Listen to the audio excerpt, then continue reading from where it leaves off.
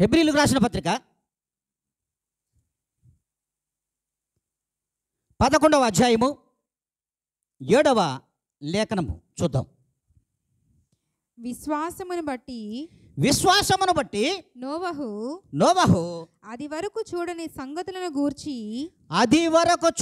సంగతులను గూర్చి దేవుని చేత హెచ్చరింపబడి భయభక్తులు కలవాడై తన ఇంటి వారి రక్షణ కొరకు ఒక ఓడను సిద్ధము చేసెను. అందువలన అతడు లోకము మీద నేరస్థాపన చేసి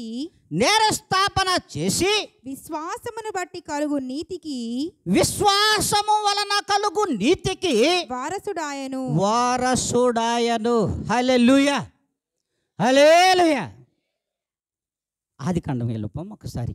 ఆదికాండము 14వ అధ్యాయము 18, 19 లేఖనములు.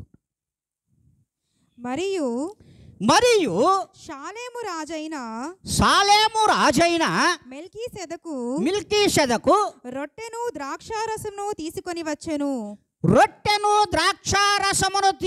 వచ్చెను. అతడు సర్వోన్నతుడగు దేవునికి యాజకుడు. అప్పుడు అతడు అబ్రహామును ఆశీర్వదించి ఆకాశమునకు భూమికిని సృష్టికర్తయైన సర్వోన్నతుడైన దేవుని వలన అబ్రాహాము ఆశీర్వదించబడును గాక అనిను. హల్లెలూయా, హల్లెలూయా. ఈ దినం మనం దేవుని యొక్క నీతిని అనుసరించిన వారిని గురించి తెలుసుకుంటున్నాం. ఒక్కసారి అందరూ తలలు వంచినట్లయితే చిన్న ప్రార్థనతో మనం వర్తమానంలోకి వెళ్ళిపోదాం. సర్వోన్నతమైన స్థలములలో నివసించుచున్న మా ప్రియ గొప్ప పరలోకపు తండ్రి, మీ పాదములకు నాయన వినలేని వందనములు, కోటాను కోట్ల కృతజ్ఞత స్తుతి స్తోత్రములు మీ పాద సన్నిధిలో మీ పాదాల దగ్గర నుంచి చెల్లించుకుంటున్నాను. ప్రభా, ఇదిగోనైనా సంఘమును వీక్షించండి. సంఘములో ఉన్నటువంటి ప్రతి బిడ్డ పైనను మీ కను దృష్టి ఉంచండి. ఇదిగోనైనా మీ యొక్క చెవులు నా యొక్క ప్రార్థన విన్నపములను ఆలకించి ఈ వర్తమానమును ఇదిగోనైనా వింటున్నటువంటి సంగతులను మా అందరి హృదయములలో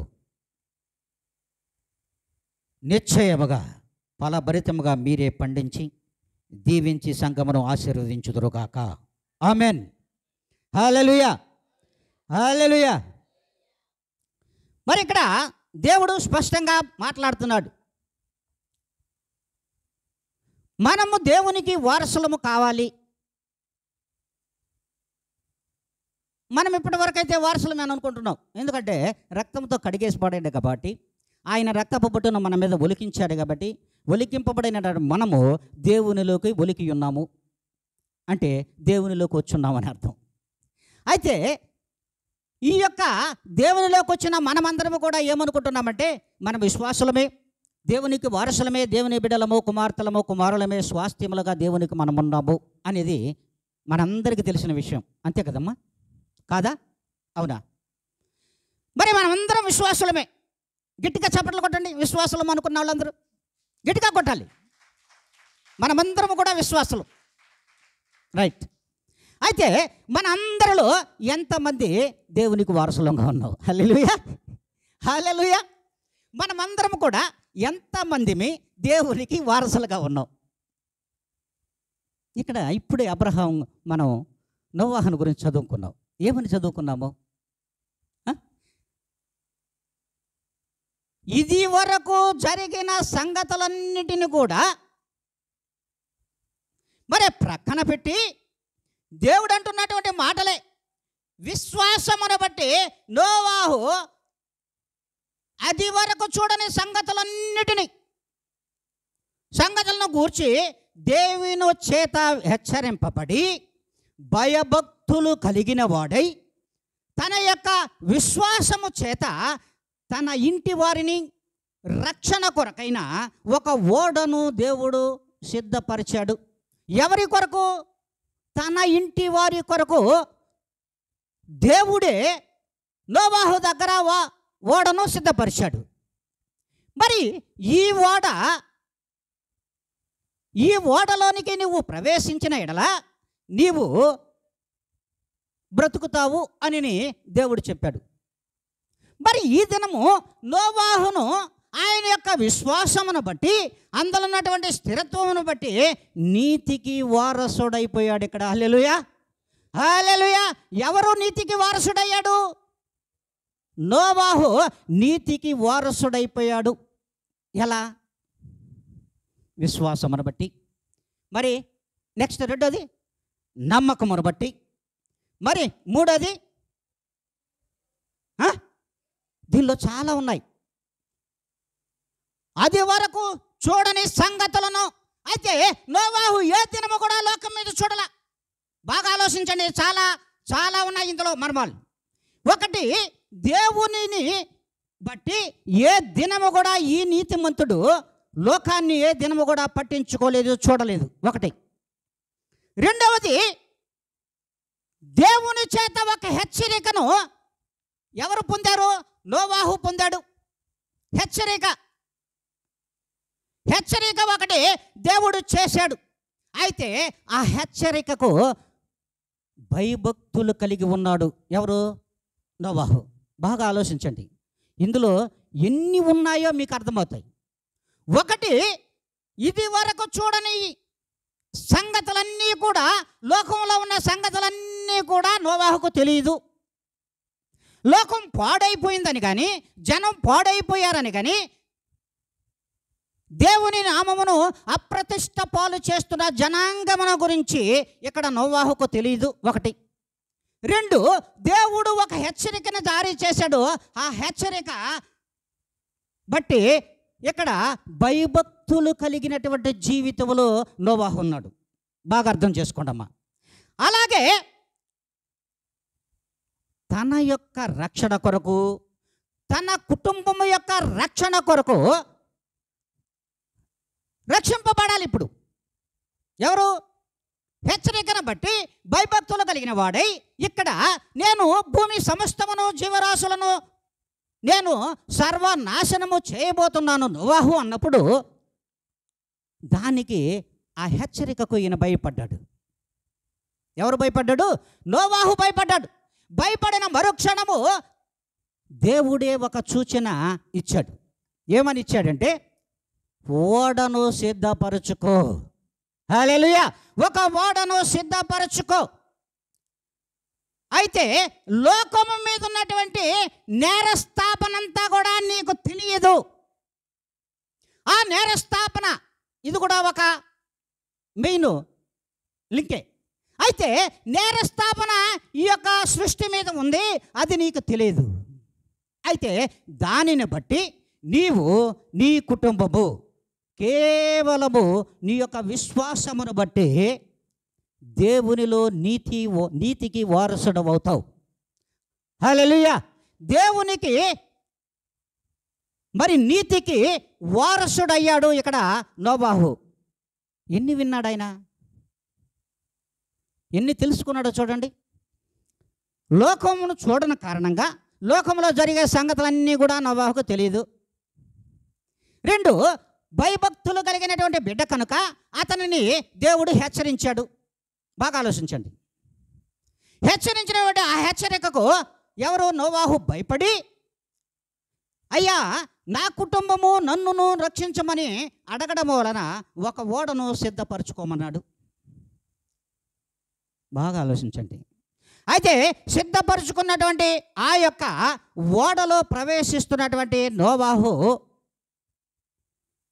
నోవాహు మీద కానీ, నోవాహు కుటుంబం మీద కానీ ఎలాంటి నేరస్థాపన లేదు. లోకం మీద ఉన్నటువంటి నేరస్థాపన నోవాహు మీద లేదు. కారణం కేవలము నీతిమంతుడుగా జీవించడం వలన. అందుకే నీతికి వారసుడయ్యాడు. హల్లెలూయా. నీతికి నోవాహు వారసుడయ్యాడు. మరి ఆ రీతిగా మనం ఉన్నామా? దేవుని హెచ్చరిక చేత, మాటల చేత ఏ దినమన్నా భయపడే వారిగా మనం ఉన్నామా? ఆలోచించండి. భయపడే వారిలో ఆ లిస్టులో, ఆ కోవలో మనం ఉన్నామా? బాగా ఆలోచించాలమ్మా. మనము ఆ కోవలోకి చెందిన వారమా కాదా? ఆలోచించండి. విశ్వాసులమే కదా, విశ్వాసులమే, సంఘస్థులమే, సంఘమంతా ఒక కుటుంబమే. కానీ మన యొక్క విశ్వాస జీవితము భయభక్తులు లేదు, భయభక్తులు లేదు. భయభక్తులు లేని కారణంగా నేరస్థాపనకు మనం కూడా కారణమైపోయాం. మన మీద కూడా నేరం ఒకటి దేవుడు మోపి ఉన్నాడు. మరి దేవుడు చెప్తున్న మాట మనం చెప్తున్న మాట కాదు. ఆ నేరస్థాపనలో విశ్వాసులారా మీరున్నారా? ఒక్కసారి ఆత్మ పరిశీలన చేసుకోండి. ఒక్కసారి ఆత్మ పరిశీలన చేసుకోమనే దేవుడు అంటున్నాడు ఈ దినమున. ఆ నేరస్థాపన చేయబడినటువంటి, ఆ నేరస్థాపనని లోకం మీద చేయబడిన ఆ నేరస్థాపనకు మీరు కూడా ఉన్నారా? రెడీగా ఉన్నారా? అందులో ఉన్నారా లేదా పరిశీలించుకోండి. అంటే విశ్వాసులు ఏ రీతిగా ఉండాలి మొదట అనుకుంటే, భయభక్తులు కలిగినటువంటి జీవితము, దేవుని యొక్క మాటల చేత హెచ్చరింపబడిన వారుగా ఉన్నామా మనం? ఆ హెచ్చరికను ఖాతరు చేస్తున్నామా? వింటున్నామా? బేఖాతరు చేస్తున్నామా? వినడం లేదా? ఆలోచించండి. మరి సేవకుడు చెప్పుకుంటూ పోతా ఉంటాడులే, ఆయన హెచ్చరికలు మాకెందుకులే, దేవుడు వచ్చినప్పుడు చూసుకుందాంలేనే మన క్యారెక్టర్లో. హల్లెలూయా, హల్లెలూయా చెప్పరా? అది కూడా చెప్పరా? అంటే మన క్యారెక్టర్లు ఎలా ఉన్నాయంటే డిఫరెంట్గా ఉన్నాయి. ఎందుకంటే దేవుడు రాకడ ఎప్పుడో వస్తుందా బా చెప్తానే ఉన్నాడా నేను చిన్నప్పటి నుంచా, అప్పుడు చూసుకుందాంలే. కానీ అప్పటి లోపలే ఈ దినమన నిన్ను ఓడలో ఎక్కించుకోవడానికి సిద్ధంగా ఉన్న దేవునికి నువ్వు భయభక్తులు కలిగిన జీవితం ఉంటే యేసు అని ఆ ఓడలో నువ్వు ఎక్కుతావు. లేదా అంటే లోకమనే ఈ సముద్రంలో నువ్వు మునిగిపోతావు. హల్లెలూయా. నీ యొక్క లోకమనే సముద్రములో నీవు మునిగిపోవడానికి సిద్ధంగా ఉంటావు. దేవుడు వచ్చేదాకా కూడా నిన్ను దేవుడు ఉంచడు. ఆయన రాకడను చూసే అర్హతను కూడా మనము కోల్పోతాం. అందుకే నువ్వు విశ్వాసివైతే నీ యొక్క జీవితము దేవుని వాక్యము చేత హెచ్చరింపబడకుండా నువ్వు వాక్యముల చేత మార్చుకో. భయభక్తులు కలిగిన విశ్వాసము నీలో ఉందో లేదో పరిశీలించుకో. ఇది వరకు లోకంలో చూస్తున్న సంగతులు ఆ దినము నోవాహుకు తెలియదేమో, ఈనాడు నీకు తెలుసు. హల్లెలూయా. ఈ దినము మీకు తెలుసు లోకంలో జరుగుతున్నటువంటి సంగతులన్నీ. మరి నశించిపోయే వారిలో ఉంటున్నామా? ఒక్కసారి పరిశీలించుకోండి. లేదు నేరస్థాపన చేయబడుతున్నటువంటి ఆ లిస్టులో మనం ఉంటున్నామో లేదో పరిశీలించుకోండి. లేదా దేవునికి నీతిమంతులు అవ్వడానికి నీతికి వారసుడుగా ఉండండి, నీతికి వారసురాళ్ళుగా మీరు ఉండండి అని దేవుడు అంటున్నాడు. అందుకే నీవు నీతికి వారసుడవా, వారసురాలువా? నీతికి వారసుడువా, వారసురాలువా? ఒక్కసారి మీరు జ్ఞాపకం చేసుకోండి. మనము నీతికి వారసులముగా ఉన్నామా? ఆ నీతికి వారసులముగా ఉంటే మళ్ళా అనీతికి వారసులుగా ఎందుకు మారిపోతున్నాం? బాగా ఆలోచించుకోండి. ప్రతి ఆదివారం ప్రత్యేకమైన అంశంతో మీతో మాట్లాడుతున్నాడు దేవుడు. మరి ఇంకనూ మనం అనని ఎల్లా అనీతికి వారసులుగా మిగిలిపోయి ఓడలో, క్రీస్తు అనే ఓడలో నువ్వు ఎక్కకపోగా ఈ లోకం అనే సముద్రంలో మునిగిపోవడానికి సిద్ధంగా ఉన్నావు బిడ్డ అంటున్నాడు దేవుడు. మరి ఆ రీతిగా ఉంటామా? ఆలోచించండి. మరి అందుకే ఇక్కడ ప్రత్యేకంగా మెల్కీసెదెకును చూపించాడు. ఈ మెల్కీసెదెకు ఎవరు? అసలు ఎవరని మీరు అనుకుంటున్నారు? ఎవరు అనుకుంటారు మీరు? సర్వశక్తి కలిగినటువంటి దేవుడు, సర్వశక్తి కలిగినటువంటి దేవుడు ఆయన. మెల్కీసెదెకు నీతికి రాజు ఆయనే సాలేము రాజు ఆయన. మరి ఇక్కడ లేదు కదా సార్, ఆది కాండంలో మాకు ఇన్ని చూపించలేదే. హల్లెలూయా, హల్లెలూయా. తీయండి హెబ్రీయులకు రాసిన పత్రిక 7వ అధ్యాయము 1 నుంచి 3 వరకు చదువమ్మా. రాజులను సంహారము చేసి తిరిగి వచ్చుచున్న అబ్రహామును ఎవడు కలుసుకొని అతనిని ఆశీర్వదించెను. ఎవరికి? అబ్రహాము అన్నిటిలో 10వ వంతు ఇచ్చెను. ఆ షాలేము రాజును మహోన్నతుడకు దేవుని యాజకుడువైన మెల్కీసెదకు నిరంతరము యాజకుడుగా ఉన్నాడు. అతని పేరుకు మొదట నీతికి రాజనియు తరువాత సమాధానపు రాజనియు అర్థమిచ్చినట్టి షాలేము రాజని అర్థము. అతడు తండ్రి లేని వారిని తల్లి లేని వాడును వంశావళి లేనివాడును జీవిత కాలమునకు ఆది అయినను జీవమునకు అంతమైనను లేనివాడనయుండి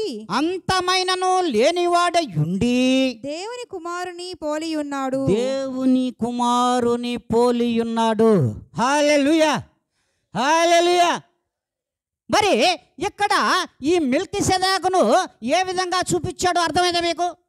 అంటే ఈ మెల్కీసెదకు అంటే నీతికి రాజనియు సమాధానమునకు అధిపతి అనియు ఆయనకి పేరు పెట్టబడింది.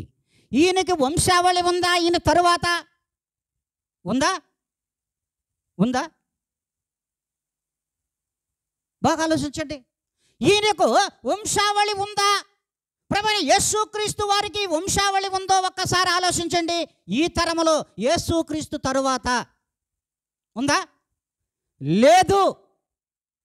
ముందు తీసేయి. గతములో ఉన్నటువంటి ఆ వంశావళిని ఇక్కడ చూపించలేదు. ఇక్కడ కేవలము ప్రభువైన యేసుక్రీస్తు వారికి వంశావళి లేదు. జీవిత కాలమునకు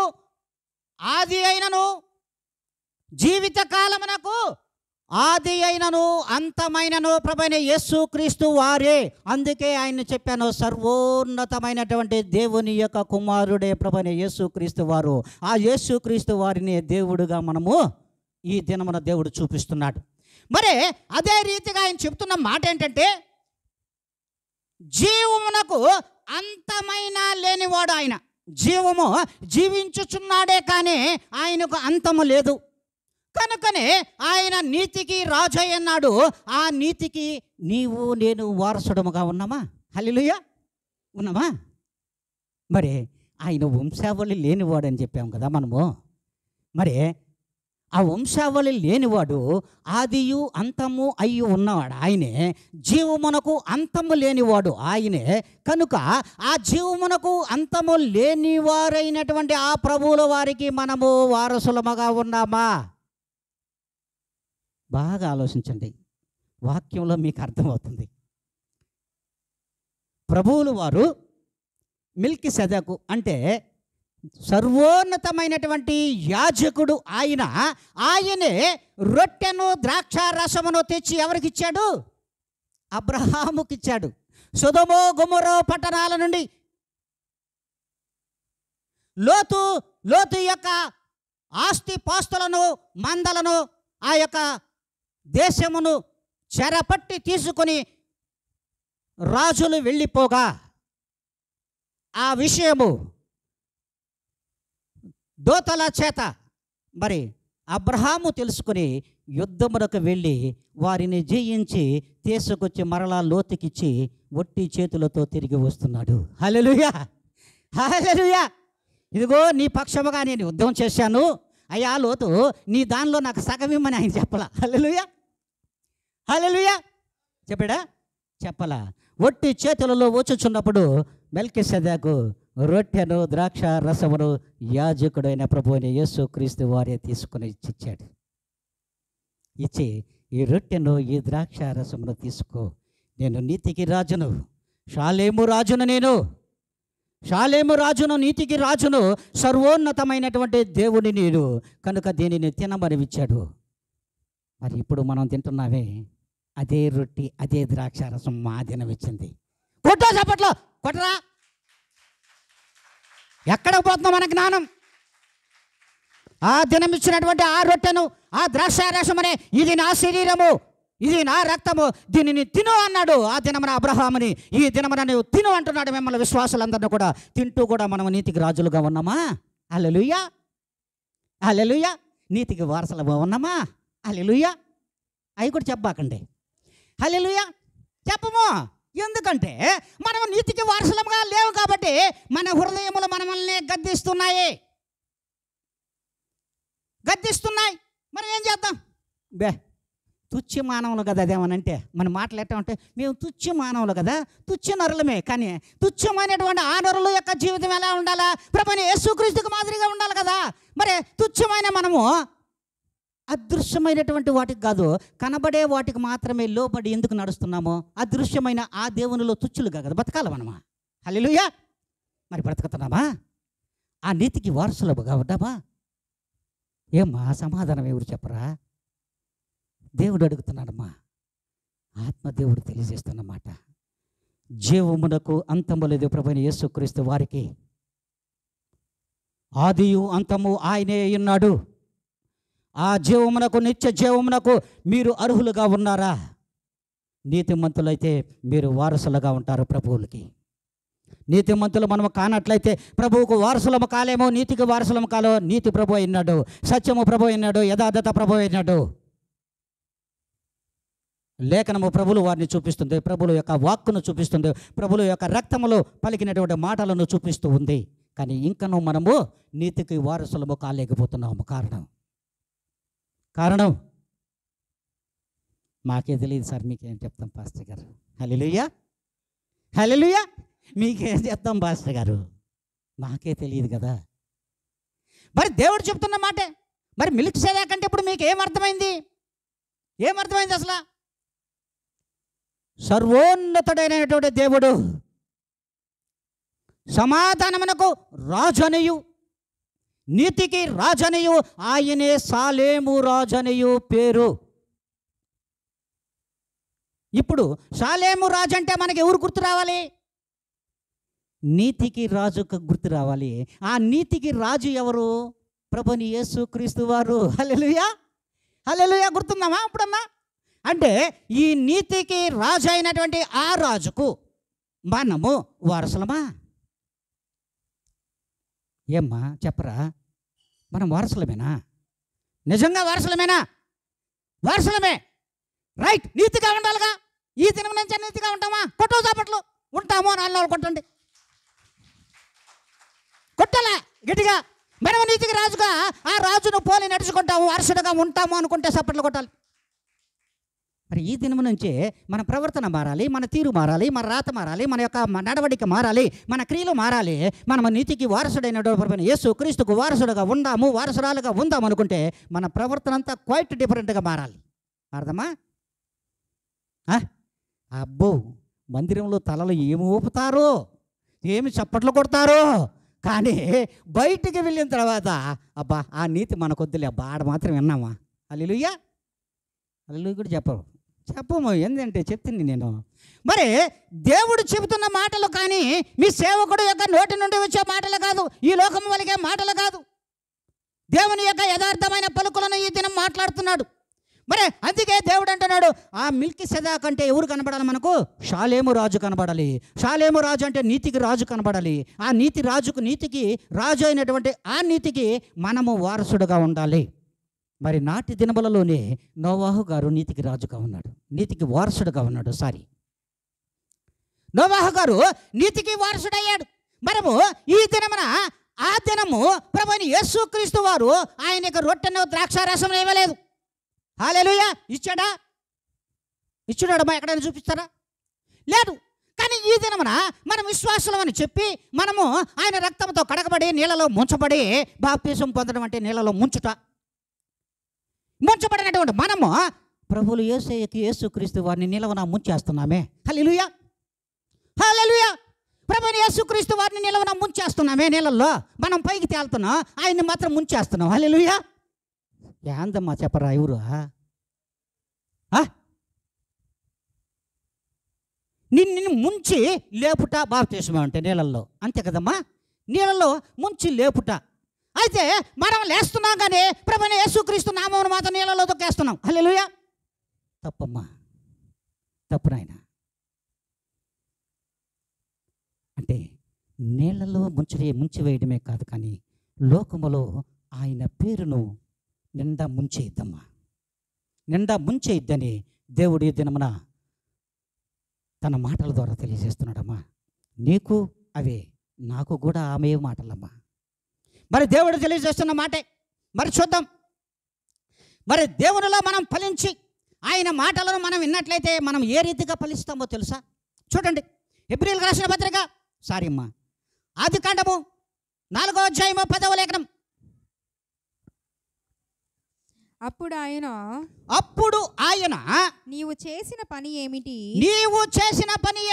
నీ తమ్ముని రక్తము యొక్క స్వరము, కయ్యూను నీ తమ్ముని యొక్క రక్తము యొక్క స్వరము నేలలో నుండి నాకు మొరపెట్టుచున్నదే. చూడండి, ఇక్కడ ఒక నీతికి వారసుడు చూస్తాం. ఇక్కడ ఒక నీతికి వారసుడు కయ్యూను కూడా కనిపిస్తున్నాడు ఇక్కడ మనకు. అంటే ఆయన యొక్క నీతి క్రియల చేత దేవుని చేత ఎంతో మెప్పు పొందినటువంటి బిడ్డ తన యొక్క అర్పణ చేత హేబేలు గారు ఎంత మెప్పు పొందకపోతే, ఎంత నీతిమంతుడు కాకపోతే, మరి దేవుని దగ్గరకు ఆయన స్వరం వెళ్ళింది. మరి కయ్యూను ఏమన్నాడు? అయ్యో ఏమే, నేనేమన్నా కాపలా ఓడినా? మనం కూడా అంటాంగా, అయ్యా నీ మందిరంకి వస్తున్న పలానా బిడ్డ వచ్చిందా రాలేదా? ఏమే, నేనేమన్నా కాపలానా నీ కూతురికే, నీ కొడుకు నేనేమన్నా కాపలా అనమా? అందామా? అదే అన్నాడు ఆడ కూడా కయ్యూను. హల్లెలూయా, హల్లెలూయా. ఏమన్నాడు కయ్యూను? ఏమన్నాడు? అయ్యో హేబేలుకి నేనేమన్నా కాపలా? దేవుడు అడిగిన ప్రశ్నకి సమాధానం అది. మనం దేవుడు అడిగిన ప్రశ్నలకు ఏం సమాధానం చెప్తామో? ఏమన్నా చెప్తామా? మరి దేవుని యొక్క స్వరం మనం వింటూనే ఉన్నాం, కానీ ఇక్కడ హేబేలు యొక్క రక్తము పలికినటువంటి పలుకులు ఎక్కడికి వెళ్ళాయి? దేవుని దగ్గరకు వెళ్ళాయి. మరి ఇది నీతివంతమైన పలుకులా, అనీతివంతమైన పలుకులా? హల్లెలూయా చెప్పండి అమ్మా. నీతివంతుడైనటువంటి హేబేలు పలికినటువంటి రక్తం పలికిన పలుకులు, హేబేలు పలికినవి కాదు, అవి రక్తము పలికినటువంటి పలుకులు. మరి అందుకే ఆ పలుకులు, సార్ ఇక్కడ మాకు నీతి అని కనపడలేదే, అది కూడా మన డౌటే, మన బలి అడగతాం. సేవకుడు ఒకటి చెప్పుకుంటూ పోయాడు, ఆడేమో ఆదికాండంలో నీతి అని లేదే అనమా? అడగతామా? అడగమా? ఖచ్చితంగా అడగతారమ్మా. మరి డౌట్ పుట్టు కదా మనం పుట్టామా? హల్లెలూయా, హల్లెలూయా. చూడు, హెబ్రీయులకు రాసిన పత్రిక 11వ అధ్యాయము 4లో చూడు, అది కూడా చెప్తాడు నీకు. విశ్వాసమును బట్టి హేబేలు కయ్యూను కంటే శ్రేష్టమైన బలి దేవునికి అర్పించెను. శ్రేష్టమైన బలిని దేవునికి అర్పించెను. దేవుడు అతని అర్పణలను గూర్చి యొక్క అర్పణలను గూర్చి సాక్ష్యం ఇచ్చినప్పుడు అతడు ఆ విశ్వాసమును బట్టి, అతని యొక్క విశ్వాసమును బట్టి నీతిమంతుడని సాక్ష్యము పొందెను. అతడు మృతి నొందియు బాగా ఆలోచించాలి. ఆ విశ్వాసము ద్వారా మాటలాడుచున్నాడు. హల్లెలూయా, హల్లెలూయా.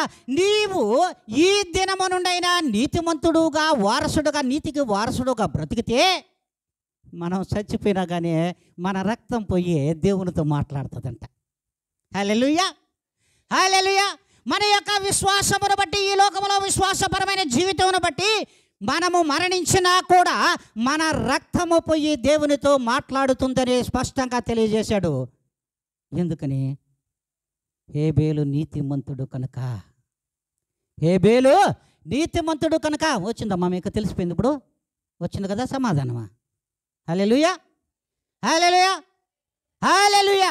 మరి దేవుడు అలాంటి క్రియలతో మన ముందు ఈ దినమున మాటల చేత మిమ్ములను దేవుడు మెప్పిస్తున్నాడు, సేవకుడు కాదు.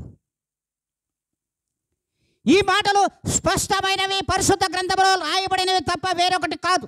అందుకే మనము నీతిని ఒకసారి సరి చేసుకోండి, మన నీతి జీవితాన్ని సరి చేసుకోండి. ఆ నీతికి వారసుడైనటువంటి ప్రభువైన యేసు క్రీస్తు వారు మిమ్ములను కూడా తనకు వారసులుగా మార్చుకోవాలని ఎదురు చూస్తున్నాడు. ఆ నీతికి మనము వారసులముగా ఉంటామా? ఆలోచించండి. ఆలోచించాల్సిన అవసరం ఖచ్చితంగా ప్రతి విశ్వాసికి ఉంది. సర్వసార్వత్రిక సంఘములో ఉన్నటువంటి ప్రతి సంఘమును కూడా దేవుడు ప్రక్షాళన చేయబోతున్నాడు. మీరు నీతికి వారసులు కాదో ఆత్మ పరిశీలన చేసుకోమని సర్వసార్వత్రిక సంఘములలో విశ్వాసులను హెచ్చరిక జారీ చేస్తూ ఉన్నాడు. మరి దేవుడు అంటున్నాడు చూడండి, అదే విధముగా ఆది కాండంలో ఇంకొక వ్యక్తిని కూడా మనం చూద్దాం. 5వ అధ్యాయము 23వ లేఖనం. త్వరగా హనోకు దినములన్నీయు 365 సంవత్సరములు. హనోకు దేవునితో నడిచిన తరువాత దేవుడు అతనిని తీసుకొని పోయెను కనుక అతడు లేకపోయెను. చూడండి ఎంత విశ్వాస సంబంధమైనటువంటి జీవితం. ఎంత నీతికి వారసుడు కాకపోతే దేవుడు అతనిని మరణమును ఈ లోకములో చూడకుండానే కొనిపోబడ్డాడు. హల్లెలూయా. హనోకు దేవునితో నడిచిన కారణంగా ఆ నడిచిన నీతి మార్గము, ఆ నీతికి వారసుడు కనుక మరణము అతని దగ్గర ఆయన చూడలా. హనోకు గారు దేవుడు సరాసరి తన పరలోక రాజ్యమునకు పిలుచుకున్నాడు. ఎన్ని సంవత్సరములు బ్రతికాడు? 365 సంవత్సరములు. చాలాసార్లు చెప్పాను, ఈ దినమున ఈ సంవత్సరమునకు ఎన్ని దినములు, సంవత్సరమునకు ఎన్ని రోజులు. దినములంటే గుర్తు రావడంలే, మనకు తెలుగే అర్థం కాదు, మనకి ఇంగ్లీష్ ఏం అర్థం అవుద్ది, హెబ్రీ భాష మాట్లాడితే ఏం అర్థం అవుద్ది. అబ్బాబాబా ఈ మధ్య కోర్సులు కూడా వచ్చేస్తున్నాయి, అన్ని భాషలు మాట్లాడే జనాలు అవి కూడా మాట్లాడిస్తున్నారు ఈ మధ్యకాలంలో. దానికి ఒక కోర్సు ఉంది, మీకు తెలుసో తెలియదులే, నాకు తెలుసు. హల్లెలూయా. మరి దేవుడు చెప్తున్న మాట నేను చెప్పింది కాదు. 365 సంవత్సరంలో హనోకు బ్రతికిన ఆ దినములే ఈ దినమున సంవత్సరానికి మనకిచ్చాడు.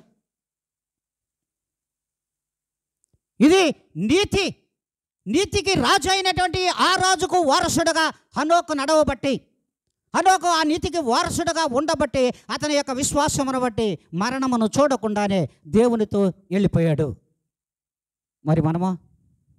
హల్లెలూయా, హల్లెలూయా.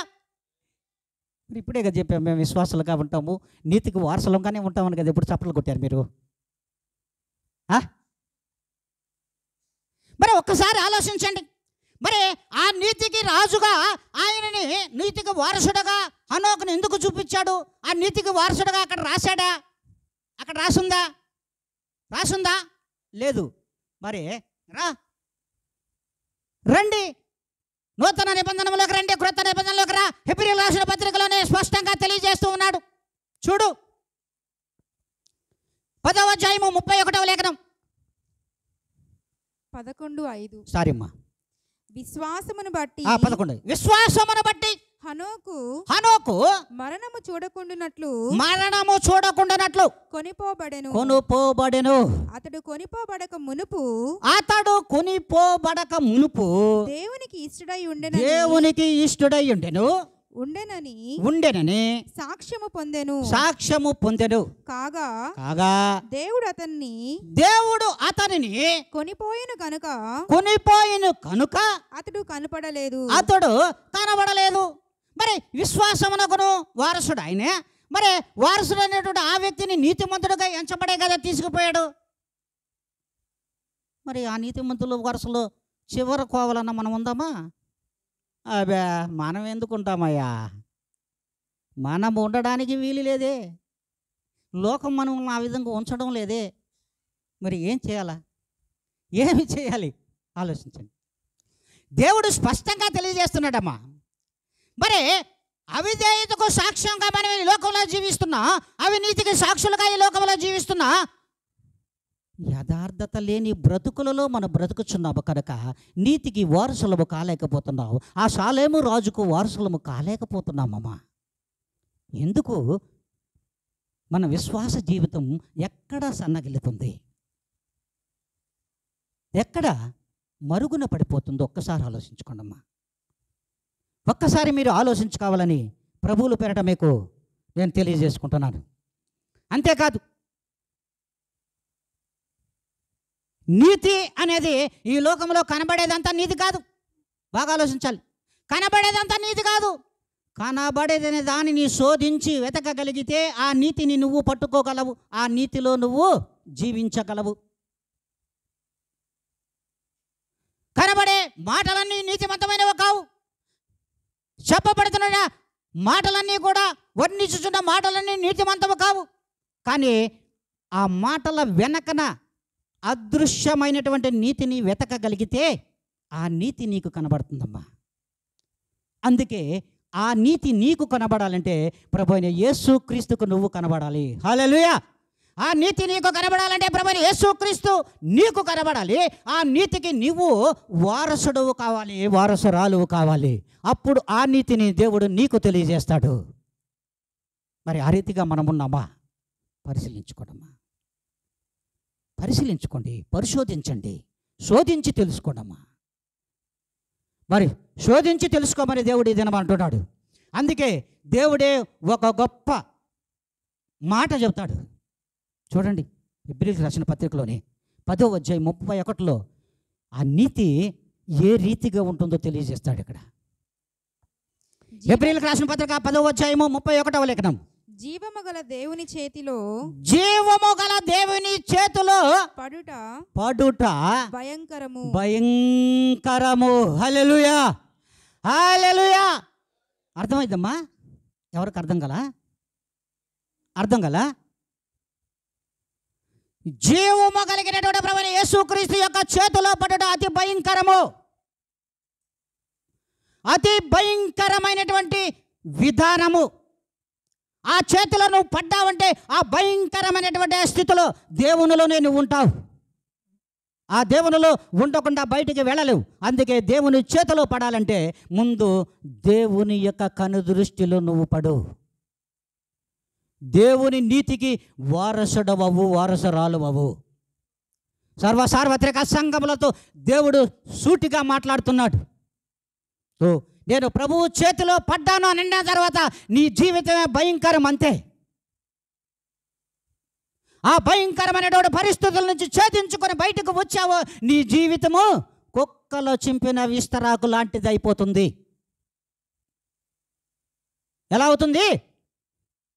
విస్తరాకు ఎంత అందంగా పెట్టుకుంటామో ముందు కడగతాము, అబ్బబ్బబ్బో చేతులు కడగతాం, మళ్ళీ దాన్ని కడగతాం, మళ్ళీ కడగతాం, మళ్ళీ కడిగాడ పెట్టుకుంటాం. అన్నం తిన్న తర్వాత ఇస్తరాకును ఇసిరి మూట గట్టి పైన వేస్తావే, అప్పుడు ఆ ఇస్తరాకు పడే పాట్లు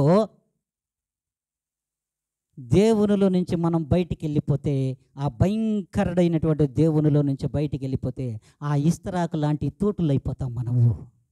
హల్లెలూయా. చెరిపివేయబడుతుంది మన జీవితాలు. అందుకే నీతికి వారసుడైనటువంటి ఆ వారసుని యొక్క వారసుడుగా నువ్వు ఉంటావా? ప్రియమైన దేవుని బిడ్డ, ప్రియమైన విశ్వాసులారా, ఒక్కసారి ఆలోచించమని దేవుడు అడుగుతున్నాడు. మీరు ఆలోచిస్తే ఖచ్చితంగా భయంకరమైనటువంటి దేవుని యొక్క సన్నిధిలో నువ్వు ఉంటావు. దేవుని యొక్క సన్నిధిని ఏ దినము కూడా వీడిపోవు.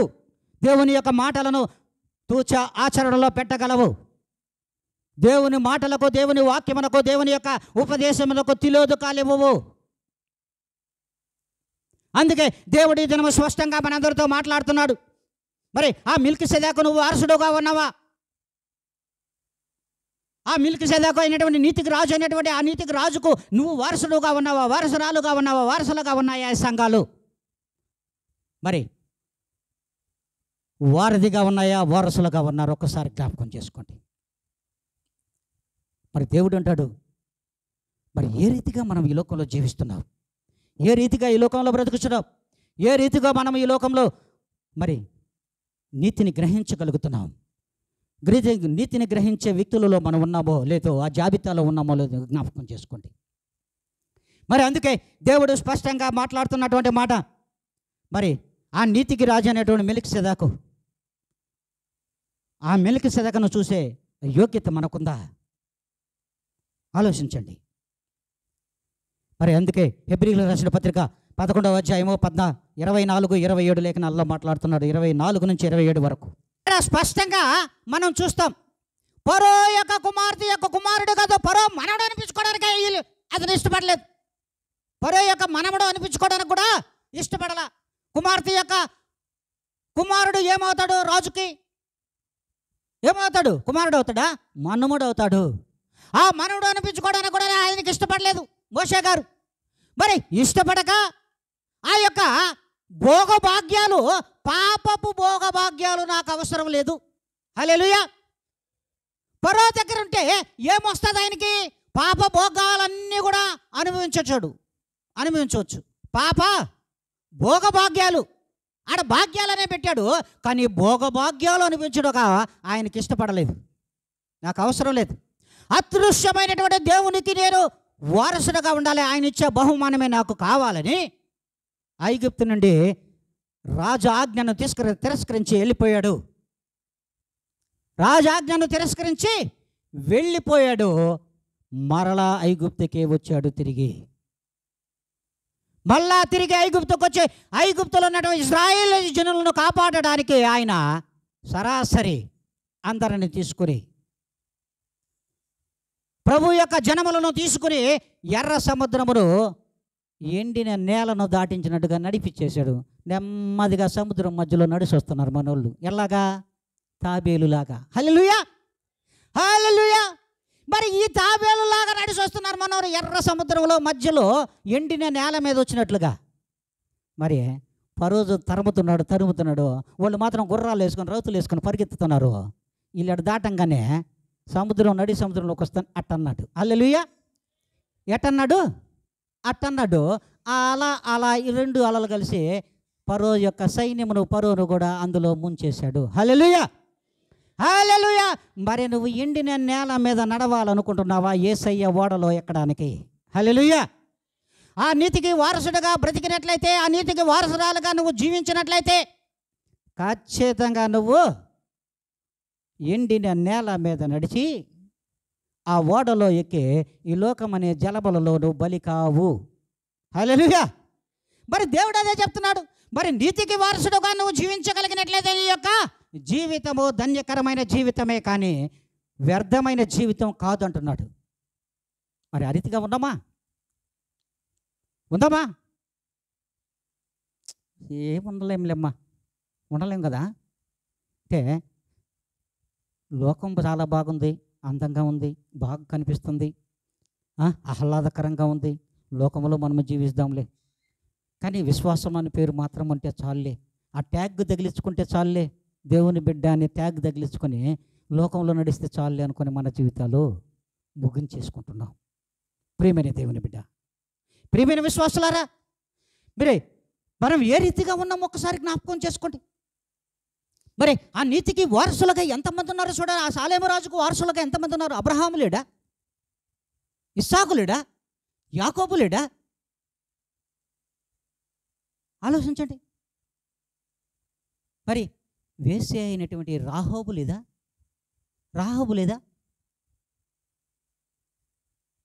మరి అంతకంటే నీచమైన బ్రతుకుల్లో మనం ఉన్నామా? ఒకసారి ఆలోచించండి అమ్మా.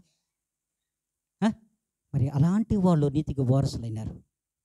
ఆ నీతికి వారసులైనటువంటి వారిలో హనోకు ఉన్నాడు, నోవాహు ఉన్నాడు, అబ్రహాము ఉన్నాడు, ఇస్సాకు ఉన్నాడు, యాకోబు ఉన్నాడు, యూదా ఉన్నాడు, పెర్రస్ ఉన్నాడు, నయస్సోను ఉన్నాడు, యెస్రాము ఉన్నాడు. ఎంతమంది లేరమ్మా? మరి మనం ఎప్పుడు ఉంటామమ్మా?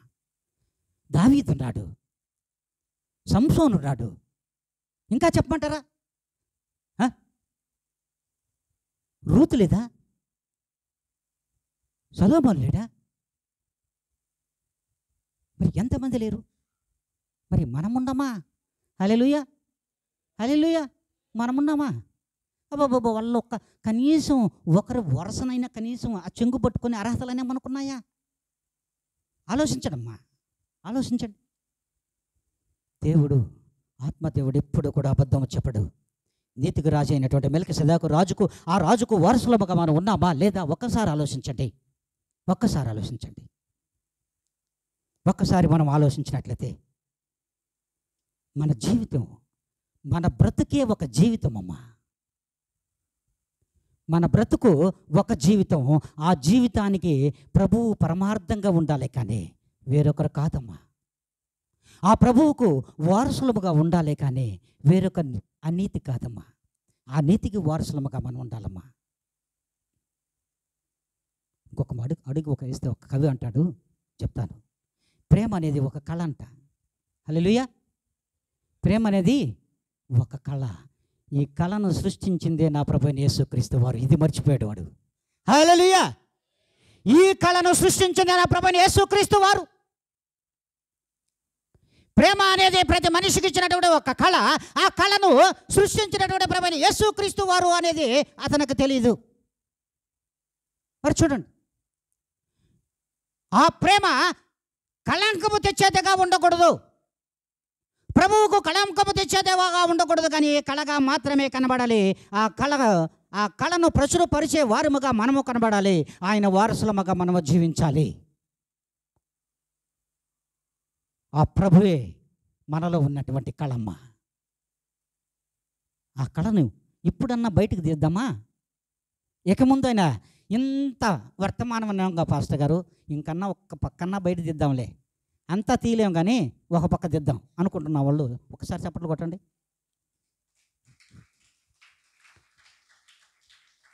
అంటే ఒక పక్క కూడా బయట తీసేవాళ్ళంగా కనబడలా. హల్లెలూయా. ఒక్క పక్క కూడా బయట తీయం.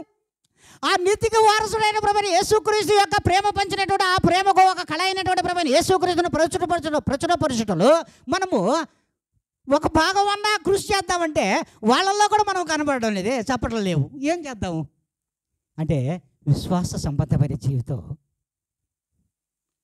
నీతికి వారసులముగా బ్రతికే జీవితాలు కూడా విశ్వాసులలో సన్నగిల్లిపోతున్నాయి. మరి దేవుడు స్పష్టంగా ఫైనల్గా ఒక లేఖనం చదివిస్తున్నాడు. హెబ్రీయులకు రాసిన పత్రిక 10వ అధ్యాయము 38వ లేఖనం. నా ఎదుట నీతిమంతుడైన వాడు విశ్వాస మూలముగా జీవించును గాని అతడు వెనుక తీసిన ఎడల అతని యందు నా ఆత్మకు సంతోషం ఉండదు. అయిపోయింది. ఎప్పుడైతే నువ్వు విశ్వాసపరమైనటువంటి జీవితంలోకి ఏ దినమైతే ప్రవేశించావో, ఆ నీతికి వారసురాలుగా జీవించగలిగితే దానిలో ధన్యకరమైన జీవితం ఉంటుంది. కానీ ఏ దినమైతే నీ అడుగును వెనుకకు తీస్తావో అతని యందు నా యొక్క ఆత్మ ఉండదు, సంతోషం ఉండదు. హల్లెలూయా. హల్లెలూయా. అర్థం కాలా? నువ్వు ఒక్కసారి విశ్వాసపరమైన జీవితంలోకి వచ్చి నీతిమంతురాలుగా నీతిమంతుడైన ప్రభువైన యేసుక్రీస్తుకు వారసుడు అయిన తర్వాత మరలా నీ యొక్క అడుగులు వెనుకకు తీసావనుకో, నీ యందు ప్రభు యొక్క ఆత్మ ఉండదు. నీ యందు ఆయన సంతోషం కూడా ఉండదు. దేవుడు ఈ యొక్క పరిశుద్ధ లేఖనములను, ఈ వర్తమానములు నా అందరి వినికిడిలో దేవుడే ఫలింపచేయును గాక. ఆమేన్. హల్లెలూయా.